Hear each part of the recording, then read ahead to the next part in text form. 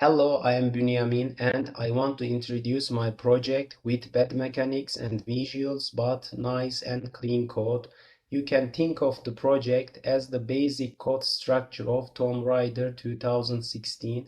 I already start to develop inspiration by that game. If you review the project and watch the YouTube video, you can learn following concepts in here such as MVC, solid principle, working with non-monobehaviour classes, these words, dependency injection, etc. I don't want to say all of things as existing in here. You can look at with GitHub. It can be said there are four essential things in the project: area, campsite, weapon, and enemy. Without further ado, I'd like to move on to the project. I want to talk about our areas. Our project has fundamental separation into model, view, and controller. The model is responsible for holding data. The controller is manipulating data and control the view. View is responsible for UI. Let's take a look at our scripts. Here we have our model classes: area, destructible, campsite, document, and so on. Here we have our controllers: area, campsite, destructible. As you can see, I use command pattern to handle many commands. There is a command executor class which is responsible for executing commands sequentially. There is a area commands queue, and also each command has a onUpdate and return value as a task status enum. If the task status enum succeeds, then jump into next command. In here there is a parallel command. If this command returns success and the parallel command returns success, if we press the E key and at the same time the player triggers area, then execute this command, which means disable pop-up game object and change the player input, do nothing, and activate campsite first panel and wait for on campsite exit command. Also, it is possible to see what command is executing right now in the inspector. As you can see, parallel command is executing right now. If I press the E key, then the other command is executed, which means disable pop-up game object and the player input, do nothing, and activate campsite first panel and wait for on campsite exit command. This command is executing each frame right now. If I can exit the campsite, then the other command is executed, which means the pop-up game object active, and restart the command executor. We can see in here if the all commands is executed, and then the command executor deactivate and activate. Now let's take a quick look at the other areas. And this area responsible for investigating document, and we can see what command is executed, and the parallel destroy, and of course we can see our scripts document, and it is similar to the campsite controller. Of course there are some extra commands regarding camera and animation. By the way, we will be looking inside of our commands couple of minutes. And another area is responsible for collecting inventory items. If we press the E key, then collect, take inventory item. If the quantity is more than maximum quantity, then it warns us, and it is controllers is here, area inventory item, taken inventory item, and show taken inventory item, and increase inventory item. And the final area is destructible area. If we press the key E, then it asks us to punch it. If we don't punch, then it warning us, and its controllers is here. And play, punch, wall idle animation, change player input to do nothing, activate camera, move player location, and break the wall. At the same time, there is no input. With delay, show pop-up game object, then exit the animation, deactivate camera, change player input back to normal, and destroy fragment wall. As you can see, these areas are similar to the TombRaider game. You can use this code structure for other tasks such as collecting ammunition or interacting with NPC. As I said, this project is basis code structure of TombRaider 2016, and I think you have noticed many software concepts such as MVC, solid principle, or flexibility, modularity, reusability, but I will touch on this topic later on this video. I want to show you bad code about our areas. As you can see, Vue is doing job of controllers, but Vue is responsible for UI, which means we violated MVC. Another issue is we cannot extend, which means add or remove some extra condition to the view. We depends on only one condition. For instance, there might be some situation later on project such as if there is enemy attack doesn't enter campsite area, or you must open this feature to interact this area, and so on. Another problem is putting extra condition in here. It will be inappropriate in terms of software principle. Another problem is when I go back to my old code, I couldn't understand what is going on here, which class uses which classes. So there is something wrong in here. I noticed this problem and wanted to show it to you. My solution works as follow.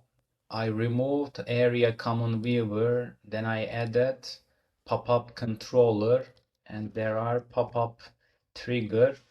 If the player triggers area and all additional conditions are met, then call enter methods. If the player exit area, then call exit methods. And these two classes implement I enter exit interface. Here are our condition: item quantity is less than max, or reverse condition. And there are our controllers: normal pop-up trigger and not allow pop-up trigger. Now we can add extra additional condition without modifying existing code, which is ideal because modifying old code is undesirable. This allows us to easily add new condition and actions. Let's take a quick look our commands and views. Activate first panel, and area has triggered command by player, and break the wall. Camera, field of view, change player input, collect animation, crossfade animation, destroy pop-up trigger command, destroy fragment wall, extra condition, increase inventory item, move player location, parallel command, press key, toggle activation, toggle camera, trigger player setter command, and wait for exit. Press the key if there is no interaction, and show taken inventory item, and command executor. And our areas is like this. Another essential aspect of project is campsite, which is responsible for improving ability or upgrading some features such as increased damage, recoil stability, suppressor, and the flashlight. When we hover the button, then several panels appear: feature name and description, requirements, which means if we want to open this feature, we need to open this feature first, and the cost of feature and inventory item count that we have. We can open feature that we press the button, then upgrade info panel appear. Now we can start looking at the first level button. They are here. Another important thing in project and campsite is future type scriptable. This class is a base class of all our features, which holds feature name, description, and the state of being open or closed. Many features and abilities unlock gradually, which is crucial and challenging part in our game. The game's progression depends on this. Additionally, some features require other features or other thing, such as reach level 5 or kill 100 enemy, and the feature requirement. In Unity, here are our features and weapon itself feature. We don't start the game with all weapons. Similarly, first level button feature is here, fast travel feature. Fast travel isn't available at the beginning of the game. It can be unlocked with some certain condition. In here are our weapon features such as suppressor, reload speed, or damage, ammo capacity, and flashlight. And the flashlight require two things: reach level 5, and this these requirements hold damage, recoil, and reload speed. As I said, if we want to open flashlight feature, we need to open this feature and other requirements. This is how our feature type scriptables and requirements. Now we can go back to VS Code. Our models are here and their controllers are here. I have also implemented command pattern as in area. Here is base class for all campsite button. There are feature type scriptable and button event actions, and its controller like this. I use observer pattern in here. Our buttons subscribe to panel toggler. We can take a look.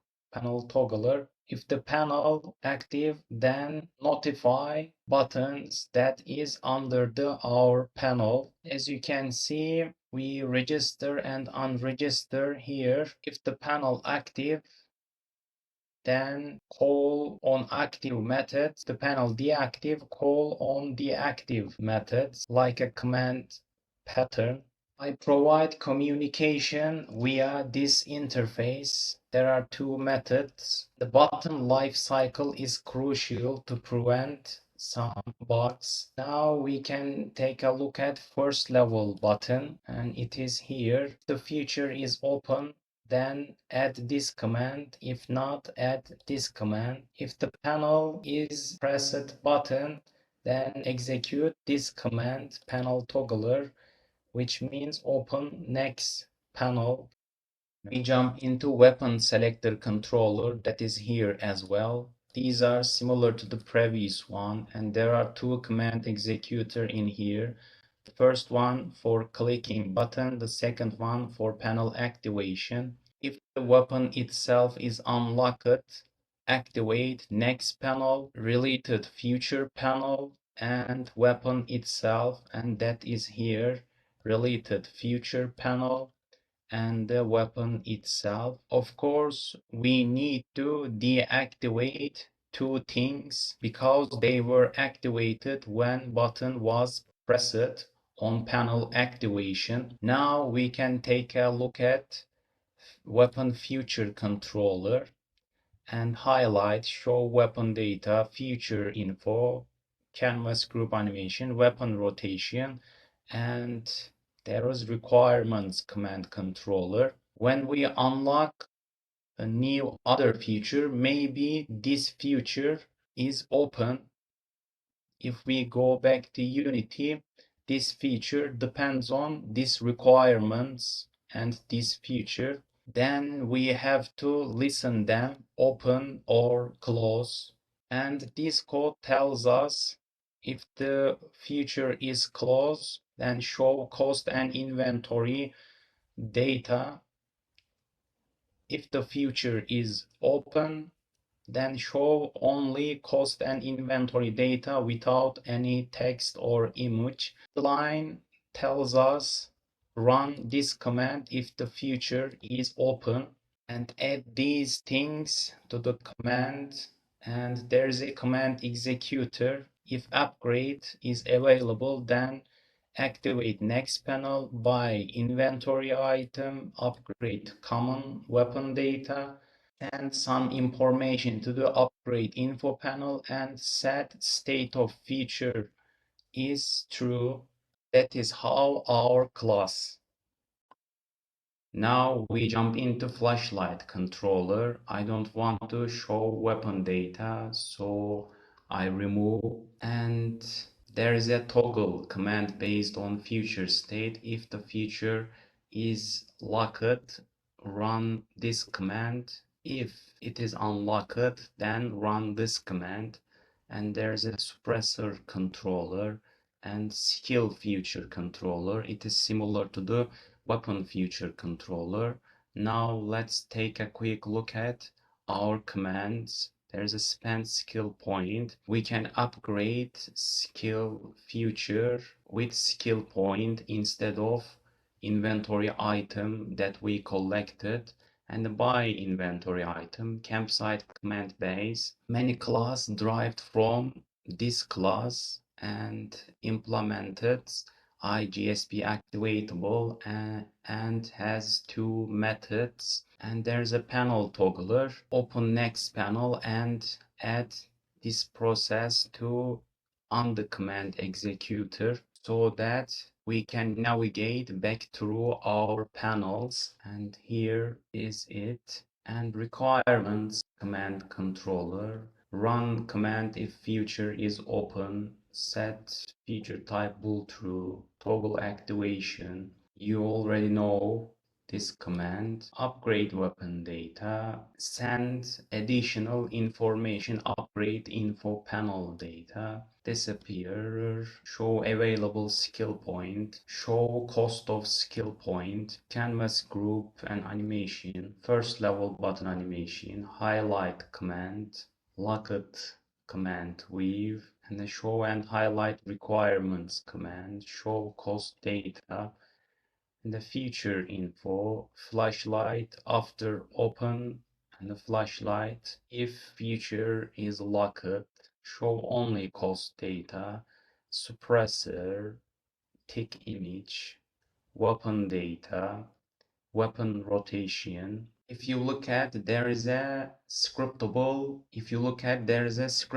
singleton class which is hold many data, our panels, our animation, but we depend on only this data, but we might want to use it somewhere else with another data, and it is undesirable thing. I didn't want to fix it, frankly. And these are our additional datas. Campsite holder. I have forgot to remove from this. As you can see, there are same things in here. The cost inventory group, panel, skill info, feature information, weapon data slider folder.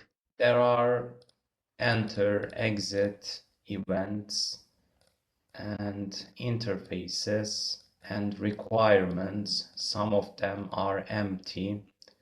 And the campsite quick access panel, and the reference folder, and the select campsite related things quickly, and some actions. and the other tests to test quickly, and the campsite exit event publisher and closer toggler campsite installer and the feature saver loader, which means feature open closed state saver. Here are our campsite classes and presentation. Now let's take a look at our weapons. There are 4 weapons: pistol, AK-47, SMG, and shotgun. We can reload magazine with R key. We can draw our weapons by pressing 1, 2, 3, 4 key. We cannot shoot without aiming, and weapon data is here, and their prefabs are here. As you can see, there is a model, view, and controller are here. Now we can jump into VS Code. This is a base class of our weapons, which holds weapon animation data, and IMO data is responsible for providing communication between different types of ammo, such as normal, fire, smoke, and animator and draw weapon int. You can think of like this: weapon type and int parameter value of draw weapon animation. There is a player weapon base class and derived from weapon base, and weapon data scriptable weapon itself feature, which holds state of being open or closed, has aim data and normal aim behavior data, and there is a IK-47 data, suppressor and flashlight feature, and additional data: pistol, normal bullet behavior, normal chasing behavior data. Also we can see in here, and shotgun and SMG. Shotgun isn't available right now, and their controllers are here, and there's a weapon base installer.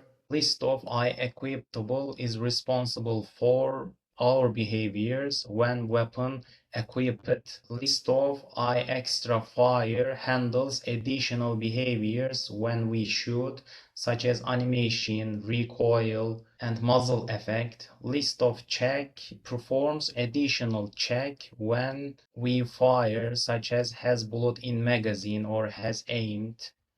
And there's a player weapon base installer. This is a common behavior for our weapons. And there's a IK-47 installer, normal look behavior, chasing, automatic fire, aim related thing, and suppressor and flashlight thing. We need to listen suppressor and flashlight feature to add suppressor, remove muzzle behavior, or add muzzle behavior, or add flashlight behavior. And these are other weapon installer.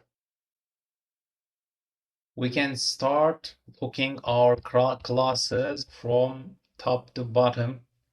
There's an aim bull setter, which is responsible for state of being aim or not. And there is an I animator, which holds animator itself and the local animator message broker. These state machine behaviors publish event. We can also see animator window, and here it is. And the aim behavior base. We subscribe internal update manager, and the normal aim behavior, and the bullet behavior base, normal bullet behavior for SMG and IK-47, scatter for shotgun, spline bullet for SMG, and our check classes: ammo, aim, bullet, magazine, weapon check factory, weapon check type, and the muzzle behavior, normal muzzle, and the shell chasing, fire animation behavior, to play shot animation, flashlight behavior, and automatic fire behavior base, eye fire behavior, single fire behavior, and the weapon reloading, empty shot, fill magazine, and the reload magazine. That is our state machine controller. There are our states and their transitions. We subscribe ammo, bullet count, magazine. If it equals 0, then this method is called. There is no ammo, then trigger this string. Otherwise, this string. If all magazine empty, then jump into empty state to reload magazine state. If there is no ammo at all, empty state to empty shot state. And the fill magazine state is a ghost state, which means reload magazine state, then fill magazine, then immediately jump into empty state. If this method is called when weapon unequipped, then trigger this string and trigger transition from any, which means jump into immediately empty state. This class is a base class of these states. The naming of this class and sum of class isn't good. Honestly, I was too tired to bother correcting it. There are many parts in project that I want to fix. Maybe someday I will. And there is a weapon toggler. We can check if pressed 1, 2, 3, 4 key, then trigger these animation parameters. Here it is.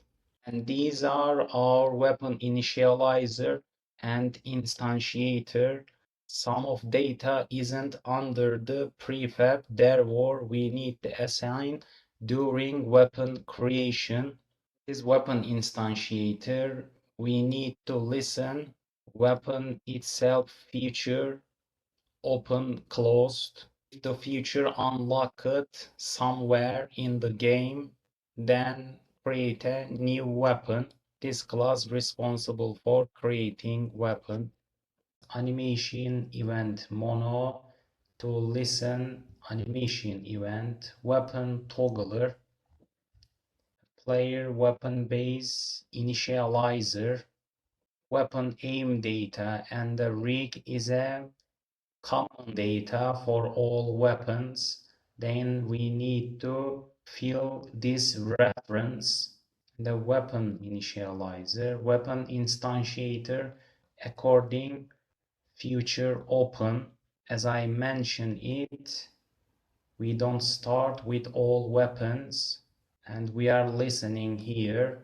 We created in here, and the enemy weapon base installer, similar to the player weapon base installer, pistol enemy, and the AK-47 installer, aim behavior, aim ball setter, similar to the player one, with small changes, equip, and the fire behavior, and the weapon reloading for enemy. For instance, it doesn't exist, empty shot. And the enemy weapon base, there is no scriptable data in enemy, and the pistol enemy rifle, aim target, enemy target, and these are our interfaces. Fire ammo, normal ammo. Fire ammo isn't available our game. I tried to design it for fire and smoke ammo. Ice suppressor and the fire ammo concrete classes. Ammo data, weapon data savable, and our scriptable data, and the normal ammo view, we subscribe reactive property to listen and view it in view. As for our enemies, there are two different type of enemies. The first is enemy pistol and the second is enemy rifle. Enemy pistol follows the player at certain distance. The enemy rifle run towards the cover if cover is available. If I kill this enemy rifle, then other enemy rifle run towards the cover and move in cover as ping pong. If the player is dead, then our enemies move towards the player. Our model, weave and controller are here. There is a behavior tree. This branch responsibility is patrolling. There is a patrol computer. Enemy follow this path, and this branch is responsible for if player is seen by enemy, then toggle walking and strafe and perform these tasks as parallel: aiming, shooting, updating spline, and move towards the player. We can move with spline. This branch handles situation if player is dead, causing the enemy to move towards the player. Now let's look at enemy rifle behavior tree.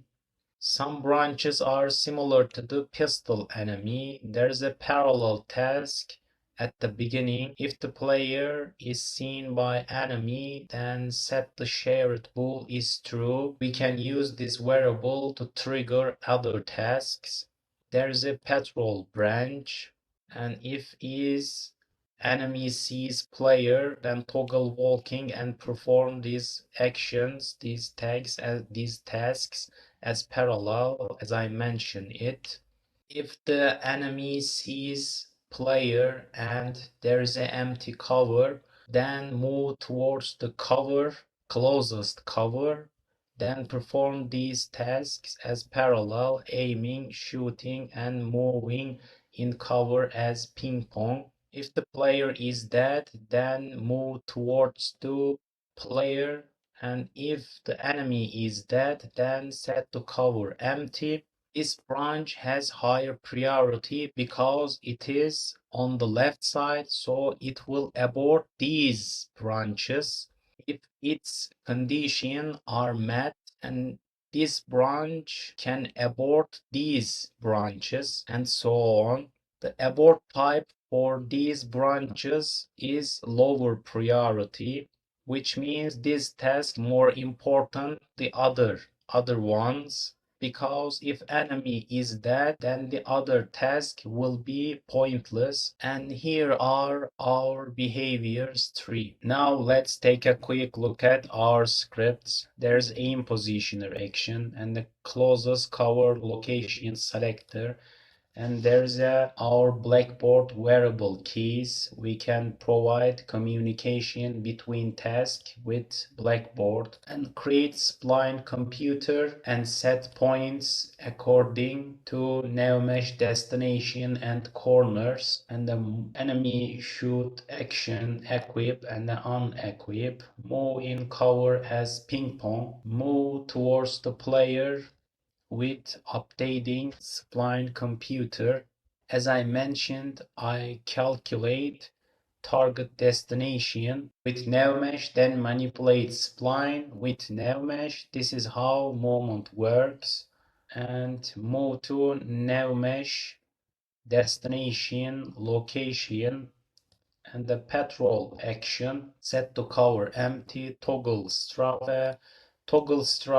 with enemy target distance, and the toggle walking. These are our conditionals. Can see enemy target, which means player can see object.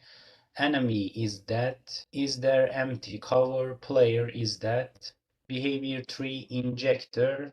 fill variables that has inject attribute inside of task. There's an enemy controller, get state machine behaviors and set message broker, play bullet hit animation, enemy health controller. The enemy health controller is here.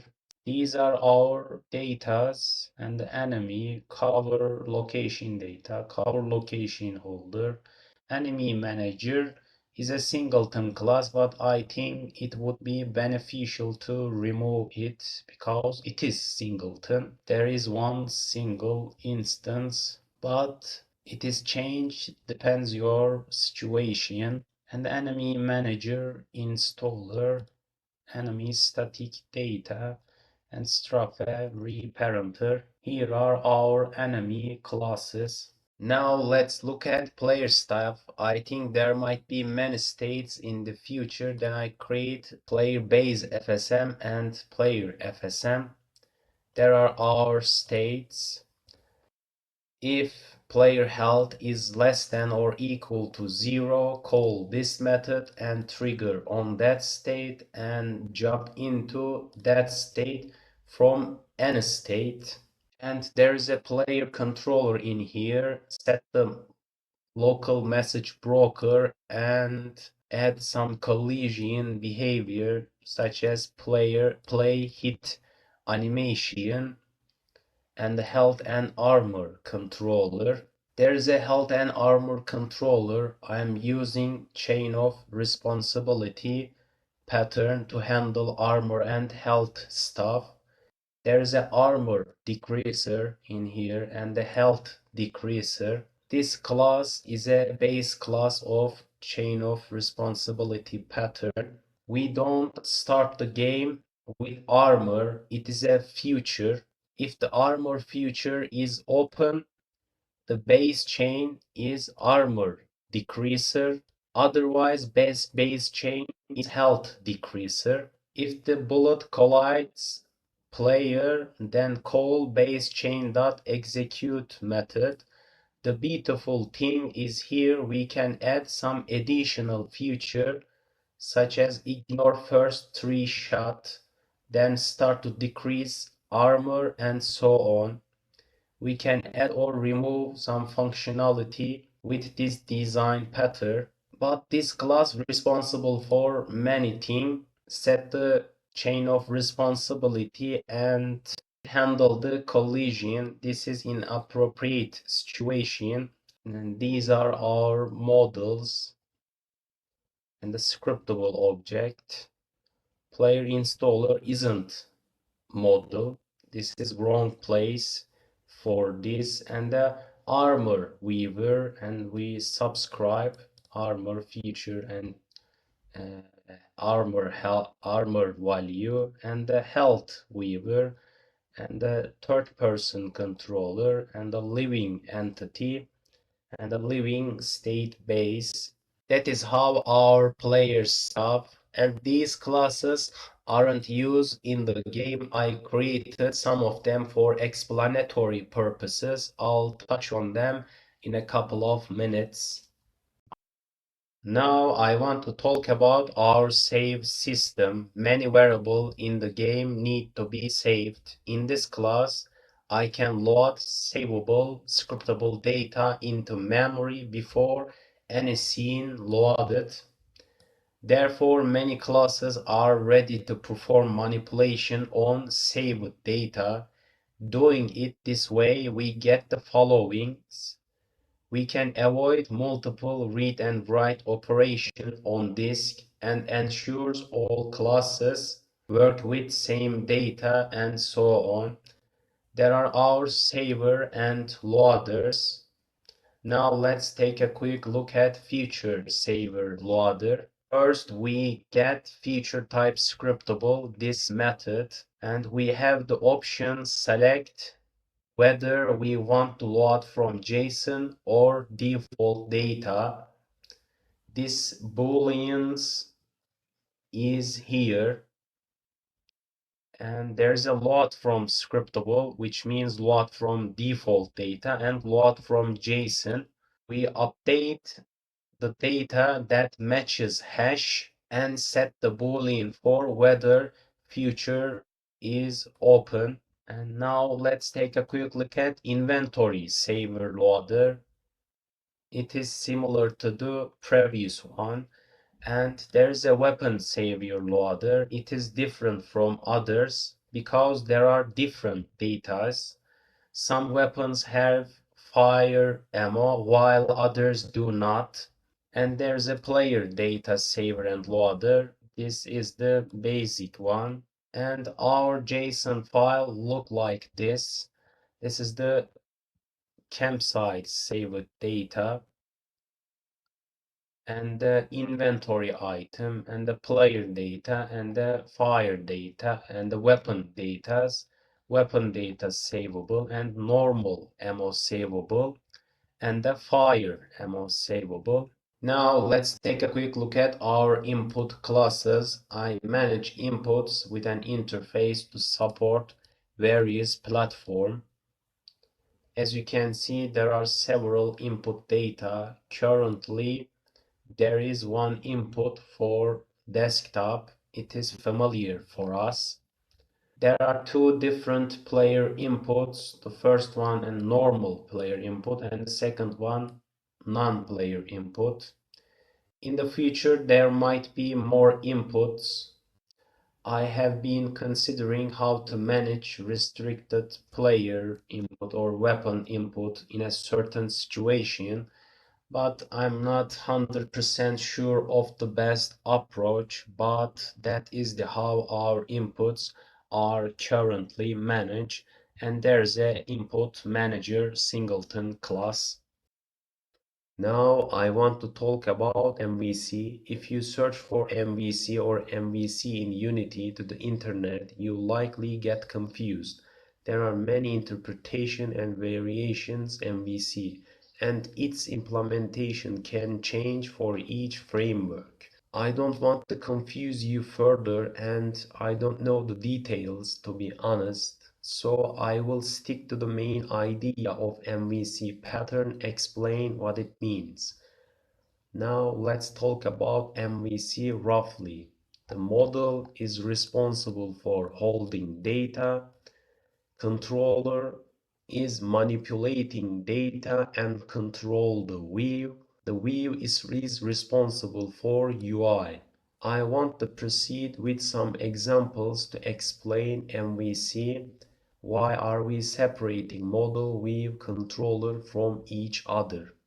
For instance, suppose we want to fire a weapon without showing any UI to emphasize game atmosphere. If you put the UI code inside of firing logic, which means in here we can't achieve this, which means we need to separate view and controller from each other. Otherwise, we cannot do that without modifying existing code. Similarly, if we want to use particle effect when firing a weapon because of some features, firing behavior shouldn't handle particle effects. Instead, this should be managed by another class implementing iExtraFire interface. Now, suppose for another example that we have many controllers in area. When player enters area for the first time, then this controller runs. If player enter area for second time, then other controller runs, and so on. These controllers should manipulate the same data. Otherwise, it means there are many models, which is the another reason for separation. Of course, we might have many controllers when the project gets bigger. Another benefits of MVC is the ability to divide labor. Some developer can work on the view while others work on the controller. It means reduce conflicts and development process. As you can see, if you watch the videos or review the project, you have probably noticed that there is a pattern and order in the project, which means MVC is a guideline to understand project structure, or such as what is inside of what folder or game object. Therefore, if you have tens of teams, hundreds of people, it helps them understand each other's work more easily. However, if you're working on small projects such as hyper casual game, writing code by adhering strictly MVC and even solid principle might be nonsense and unnecessary. While there are many advantages of MVC, but I want to leave it at that for now. Now let's talk about part of violating MVC. To understand some concepts better, it's helpful to look at bad implementation. Now I want to discuss how I violated MVC pattern in this project. Weapon controllers is holding data, but this responsibility belongs to model. The reason why, if we want to change some ability like switching between single fire or automatic fire, we have to modify this controller. However, there might be several controllers for our weapons, such as restricted weapon controller, on specific certain condition controller, and so on. Therefore, we need to put this data into model instead of controller. Another reason might be some game logic, such enemy behavior depends on whether we shooting single fire or automatic fire, which means we need to access this information via model. That is the another reason we put this data inside of model. Let's assume another example. There are many situations where we need to hide UI under the certain condition, such as during cinematic scenes, dialogues, or when opening another panel, etc. For example, in the health and armor viewer, we don't want to show armor UI if armor feature doesn't open, or if there is a feature that ignores for first 3 shots, when we might want to hide health and armor UI to show this effect. If we put this behavior inside of our view, it means we violate MVC, because controller is responsible for controlling view. We can see in campsite the controller controls many view. My currently implementation in correct and temporary solution, since many UIs need to be hidden under similar condition, then we have to create reusable system to handle this situation. Another violation is putting methods inside of model. As I mentioned, model is responsible for holding data, but our some classes contains some methods. The reason why separation might be challenging many times, or we don't want to separate because our behaviors very simple, such as panel closer, its responsibility to close panel. In such cases, it might be acceptable to violate MVC. Actually, violating many things depends on resources, but I will touch this point end of the video. Now let's talk about solid principles. If we adhere solid principles and our project gets bigger, it means we have peace of mind. You are likely aware of that our system isn't fragile. We can add or remove some functionality in our game. We can start to talk about single responsibility with examples. For instance, if we put the warning stuff inside of break wall command, it means our class is responsible for two things: showing the warning text and break the wall command. But it's a situation that we don't want to, because we don't want to repeat ourselves. We want to use existing code and again and again.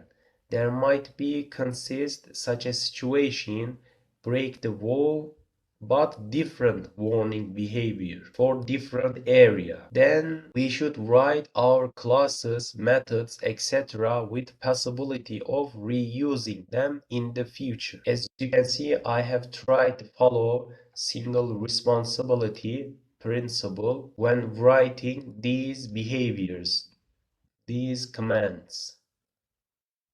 Now let's talk about open-closed principle. It tells us that open for extension but closed for modification, which means software entity should be extended without modifying its source code. We don't want to modify existing code because we can break existing functionality or require retesting process.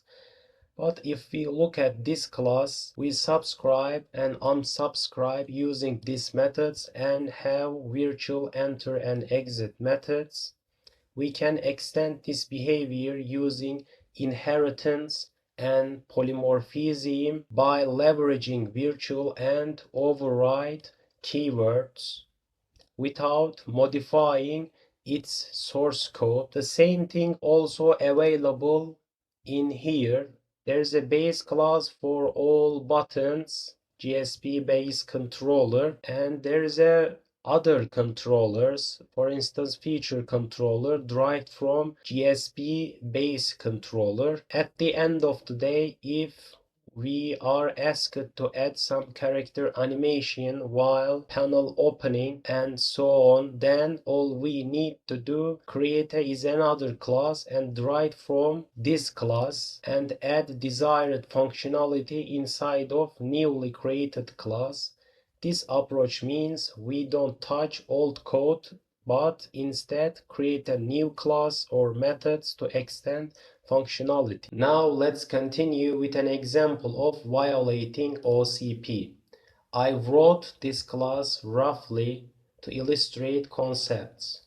Suppose we are asked to add functionality to ignore first 3 damage. Then we would need to create another if-else statement here and add some variables such as hit counter. However, modifying existing code like this can break functionality that already works, and future requests for new features will need more changes to this class, making it hard to understand and read. The suitable approach is to create a damage ignore class and set next damage decreaser to armor decreaser and set to base chain equal to damage ignorer. If when collision happens, then call base chain dot execute method, which means damage ignorer. And in this here, if damage counter greater than 3, then next execute, which means armor decreaser, then execute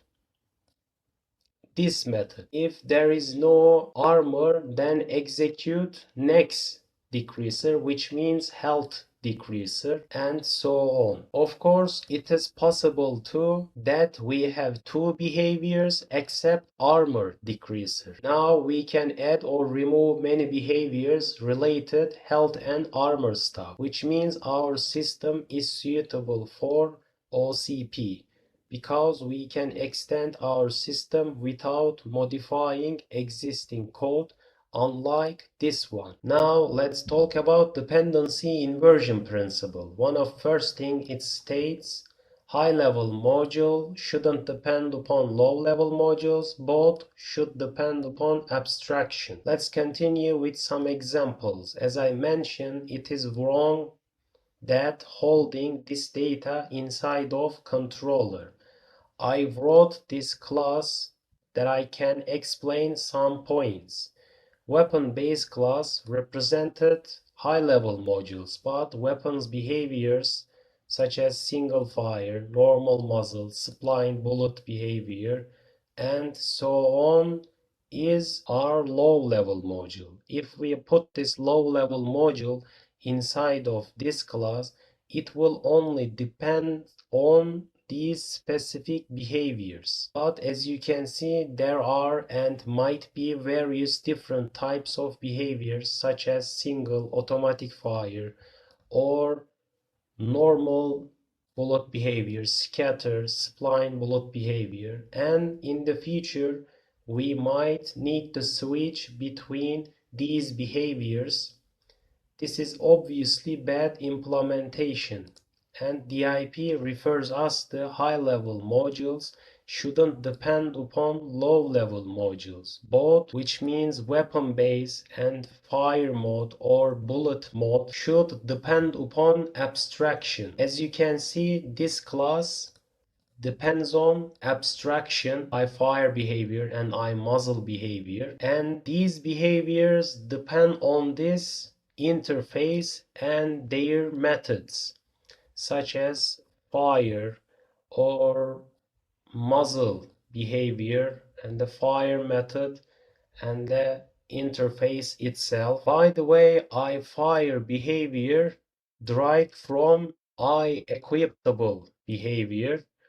Also, I muzzle behavior derived from I extra fire behavior. I'm currently holding behaviors inside of list, but doing it in this way will be better and more suitable. The IP also states that abstraction shouldn't depend upon details. Details should depend upon abstraction. This phrase means, in this case, behavior creation should be responsible someone else, which means if we initialize this behavior inside of class, model class, we violated the IP because it means abstractions depend upon details, which means concrete classes, but abstractions shouldn't depend upon details. The reason why object creation should be someone else's responsibility is that there might be different behaviors under different conditions. For example, if player triggers an area, then use guns without aiming, or we might be in some training that restricts us to only use single fire, or in a campsite, if we select any weapons, then we might want weapon to start to firing without an input.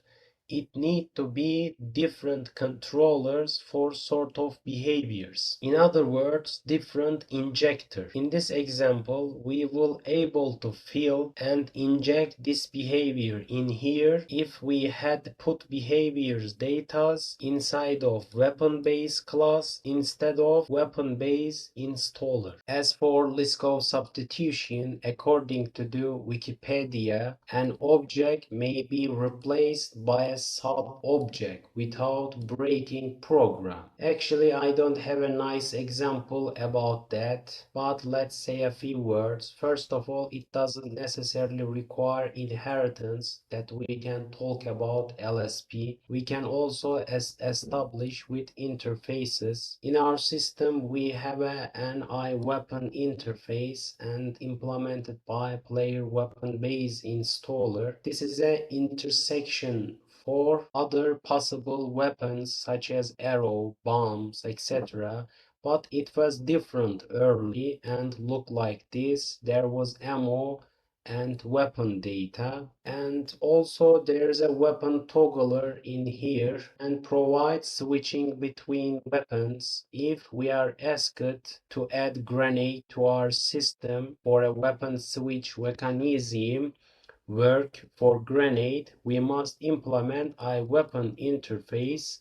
But as you can see, there is undesirable variables such as ammo and weapon data. If weapon toggler or something else need to control weapon data, it would be occur some unexpected behaviors because of these datas, which are irrelevant for grenade. Grenade should meet specified contract requirements. This situation violates LSP because base type I weapon and the subtype bomb installer cannot be used interchangeably properly. This controller should work properly with each of these subtypes IK47, SMG, bomb installer, and so on. I can say that about Lisco substitution. Another related principle with LSP is interface segregation and states no code should be forced to depend on interfaces it doesn't use and split interfaces that are very large into smaller and more specific ones. Similarly, I don't have a good example about that. For example, there's a third-person controller in here, and its responsibility provide communication with other third-person controller assets. As project grows, we might need to add extra stuff in this interface. It will turns into large one, which violates ISP.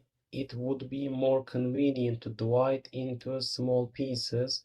For instance, if we consider weapons, a weapon needs an animator but not other property. According to this principle, weapons holding these interfaces, which means I third person controller, isn't suitable. Then I realized and created I animator interfaces. If we think for ourselves, putting third person controller here means you can use data, but it is undesirable thing to control this property by weapon. Also, there is some tricky point in this principle. There is a null object pattern to prevent additional checking. A situation like this could have occurred if we have suppressor, then weapon base muzzle behavior equal to null muzzle behavior, otherwise normal muzzle behavior. This ensures that the muzzle behavior is not null. Kind of situation is suitable for ISP even if there is an empty method in here. Other violation might be in area commands. As you can see, there are many empty methods in here. I'm not sure if this is a violation or acceptable practice. For instance, we take a look at state design pattern or behavior tree design pattern, especially enter and exit methods is very common. However, not every state use exit method. For instance, player dead state, we only need on enter method, or fill magazine state, it is a ghost state. Likewise, we only need on enter method in here, or in behavior tree there is a lot of empty method in here, on enter method or on exit method. As we know, design patterns compatible with solid principle. As I mentioned, I am not sure this is a violation or acceptable practice to leaving empty method in area commands. I didn't reach clear and definitive answer about that, so I choose the leave it blank method in area commands. And I talk about solid principle by touching couple of examples, but you can find more examples about solid principle implementation in the project. I want to talk about dependency injection now. DI is a way of applying dependency inversion principle. It is a closely related concept of DIP. I had talked about someone else couple of minutes ago. Sometimes someone else refers to us, sometimes to Zenject, IO container or DI framework, in other words, sometimes to the inspector. We discussed manual dependency injections by ourselves just a while ago. Now we can take a quick look at a few more examples. In area pop-up controller, we injected some conditions and some enter-exit interfaces with constructor. Or inside of IK47 installer, we injected couple of extra file and some checklist with constructor. As for Zenject, I use Zenject's small part of project. I have been putting effort into understanding Zenject, especially over couple of months. I admit that I don't fully understand its working principle, but I have read about pros and cons.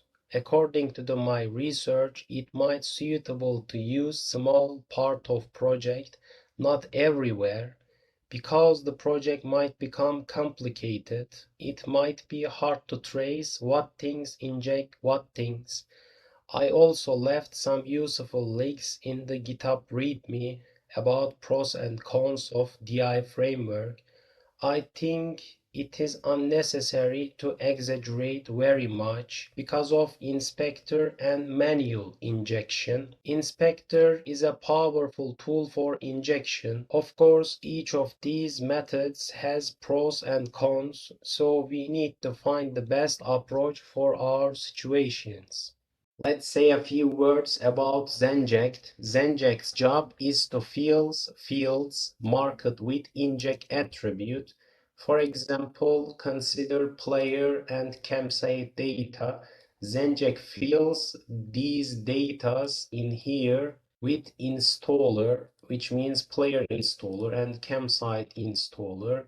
In here there is scene context and its installer, player installer, enemy installer, and there is important point in here, contract. We have two scene, campsite and main scene, and need to transfer this player data to the campsite scene. We can inject player data using contract names between scenes. Let's assume another example. If we take the enemy stuff, we might want to spawn enemies in specific area with shared common data such as cover point, spawn enemy count, or player location, or enemy where is in the cover, etc. It will be nice to fill these data with Zenject. We cannot inject such variables with the inspector because they are instantiated at runtime. It might be different enemy group, as you can see, these enemy group and these enemy group and its common data. For instance, these enemy group only use this cover point. Then we can use game object context. I think it will be able to use beneficial right place and right time. Now I want to briefly talk about UniRx. UniRx provides many powerful tools, but generally I prefer to manage things myself, such as trigger, update, and so on. However, I want to touch on small part of UniRx that I found particularly useful.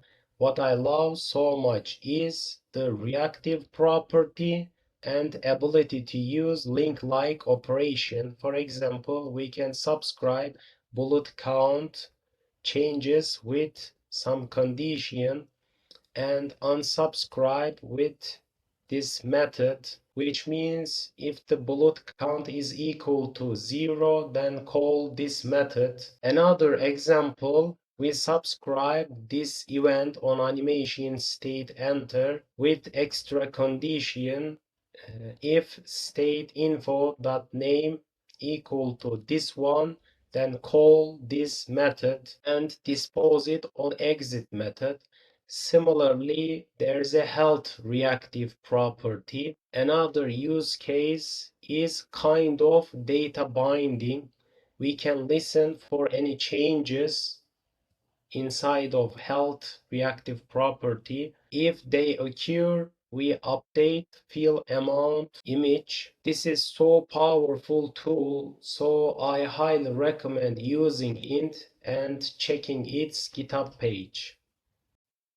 Now I want to talk about working with non-monobehavior classes. At the beginning of my Unity journey, I thought that since Unity is a component-based engine, and because of monobehavior itself, it was inappropriate to use non-monobehavior classes. I was obviously wrong. You have noticed that the beauty of working with non-monobehavior classes. It is bring us very benefits, especially in terms of readability. When you someone else comes to this class or weapon future button or campsite area or destructible area inside of Unity and wants to understand what is going on, they can quickly figure it out. This class itself clearly shows what it is doing. If we made these behaviors with monobehavior classes, which means component, I'm sure we would get lost in the inspector. It would be hard to trace, understand, and manage behaviors via inspector. So I highly recommend you to use monobehavior classes in your project. Now I want to briefly talk about these words. We frequently encounter them. Actually, project itself explains meaning of these words, but let's go over them quickly. We start with testability. We need to easily test and improve futures behaviors. If we follow solid principle and MVC, it becomes easier because we separated our behaviors small part and we have ability to merge them however we want. For instance, we want to improve and test breaking wall command and it is here, but we don't want to move towards the area and press the E key then wait these tasks every time. The thing we need to do is create some test controller class and delete them and add commands such as teleport player, and also we might want to create another test scene and we have ability to test without waiting other task. It would be nice to touch on unit testing right now, but I'm not familiar with that. However, I want to add in our game in the future. As you can see, we can test our project easily because we divided into small parts. Another word is maintainability. Projects often change during development time, adding different behaviors or removing existing ones, and so on. We need to do without modifying and breaking our existing codes. We need to have peace of mind when project gets grow and we are asked some changes and we have that ability.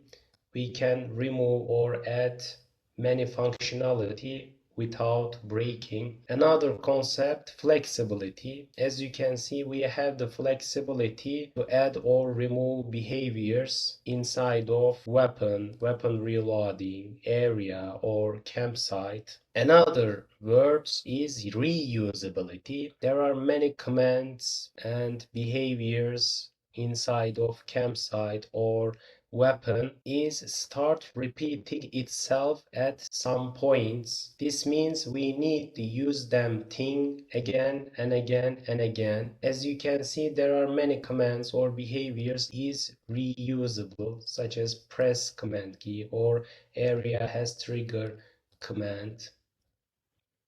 Another word is scalability. Our system supports scalability, which means we can create more campsite or area such as collect ammunition or interact NPC or weapons and so on, which means there is a foundation in the project that allows for expansion. Another important word is readability. As I said, part of working with non-monobehaviour classes in a couple of minutes ago. This is important because there might be many team members in a project and need to be understand each other's. We can understand what areas or campsite button are doing when we take a look at their controllers. I want to end this video with a few words. I have encountered valuable knowledge while developing this project. I can say that I rediscovered many concepts of software. I want to share a few of them. You can also find more in GitHub README. The most important thing that I have learned and encountered while doing research is no one rule to rule them all. There is no single thing to solve our problems. Everything can change according to our situations. Using MVC pattern, dependency injection framework, or whether adhering solid principle depends on resources, time, our team, and so on. It is important and difficult point is that we choose the best option for ourselves. I would appreciate it if expert software engineers who know Unity share their positive, negative, but constructive criticism about the project. And thanks for watching.